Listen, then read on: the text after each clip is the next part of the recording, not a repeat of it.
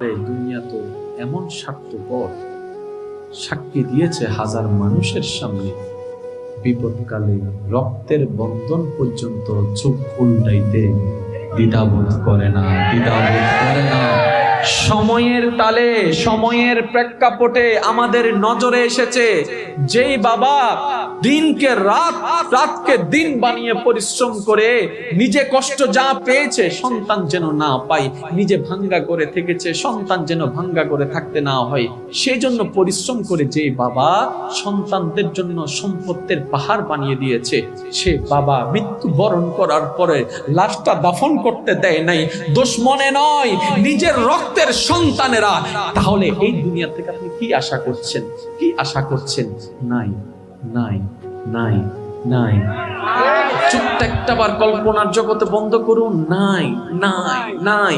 এবার বান্দা ভাবতে থাকলো আমার বন্ধু নাই, আমার আপন নাই, আমার অমুক নাই, আমার এলাকাবাসী নাই, আছে সবাই, মূলেতে কেউ নাই, আসলে কেউ নাই, বিপদে বন্ধুর পরিচয় সবাই বলি, কিন্তু সেই শব্দকে সামনে রেখে যখন এবার যাচাই বাছাই শুরু করলাম, অমুক নাই, তমুক নাই, নাই নাই নাই নাই, হতে হতে হতে হতে ভাই নাই, বোন নাই, মা নাই, বাবা নাই, সন্তান নাই, ছেলে নাই, মেয়ে নাই, স্ত্রী নাই, নাই নাই ভাবতে ভাবতে এবার বান্দা নিজের অন্তরের মধ্যে চির বাস্তব সত্যটা অনুধাবন করতে লাগলো, আল্লাহ আমি তো একা, আল্লাহ আমি তো একা, আল্লাহ আমি তো একা হয়ে গেলাম। এতদিন মনে করেছি সবার মাঝে আমি আছি, সবার অন্তরে আমি আছি, সবার মাঝে আমি আছি, মওলা মূলত তো আমি তো একা হয়ে গেলাম, আমি একা হয়ে গেলাম, আমি তো একা থাকতে ভয় পাই।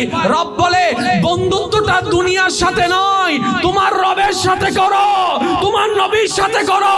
যেই কবরে কেউ থাকবে না, ওই কবরে আল্লাহ এবং নবী তোমার সাথে থাকবে। এবার মানেন না মানেন আপনার ব্যক্তিগত ব্যাপার, কিন্তু একদিন আপনাকে চিরবাস্তব মানতেই। প্রায় একটি কথা বলি, দুশ্মনে যদি কবরে রেখে আসতো মনকে বুঝ দিতাম, দুশ্মনে দুশ্মনী করেছে। অন্ধকার কবরের দিকে নেওয়ালা একজনও দুশ্মন নয়, সবাই রক্তের বন্ধন, আপনজন, প্রিয়জনেরাই কবরের দিকে নিয়ে যাচ্ছে। তোরা তো জানিস আমি একা থাকতে পারি না, তাও আবার কবরের মতো জায়গায়, সেটা তো পারবোই না। তখন তারা বলে কিচ্ছু করার নাই।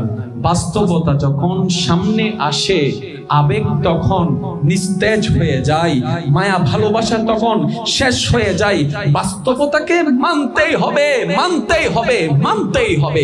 বর্তমান বিজ্ঞানও প্রমাণ করছে মানুষ মারা যাওয়ার পরও অনেকক্ষণ সে শুনতে পায়, সে শুনতে পায়। বর্তমান বিজ্ঞানও প্রমাণ করছে। আমি ওদিকে যাচ্ছি না বিস্তারিত আলোচনায়। এবার দেহখানি যাচ্ছে কবরের দিকে, সবাই জানছে কবর কিছুক্ষণ পরে তাকে দেওয়া হবে। সে খাটিয়ার উপরে আছে, এক কদম এক কদম এক কদম করে সবাই তাকে কাঁধের উপরে নিয়ে কবরের দিকে যাচ্ছে। এবার সে ওইখান থেকে চিৎকার দিচ্ছে, আমাকে দিস না কবরে, আমাকে দিস না কবরে, আমাকে দিস না কবরে, থাকতে পারবো না, থাকতে পারবো না।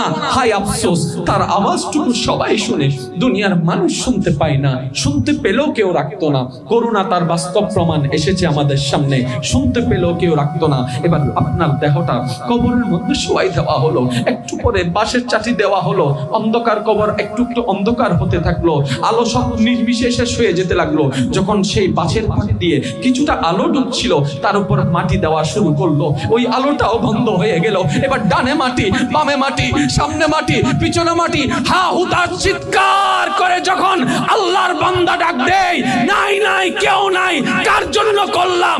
নবী মুস্তাফা ডাক দিয়ে বলে, উম্মত আমার জন্য যদি একটু করতি, আমার জন্য যদি একটু করতি, রবের জন্য যদি একটু করতি, আজকে তোর হা হুতাশ করার দরকার হতো না। রবের রহমত তোকে আগলাই ধরে রাখতো, সমস্ত ভয় নির্ভয় হয়ে যেত।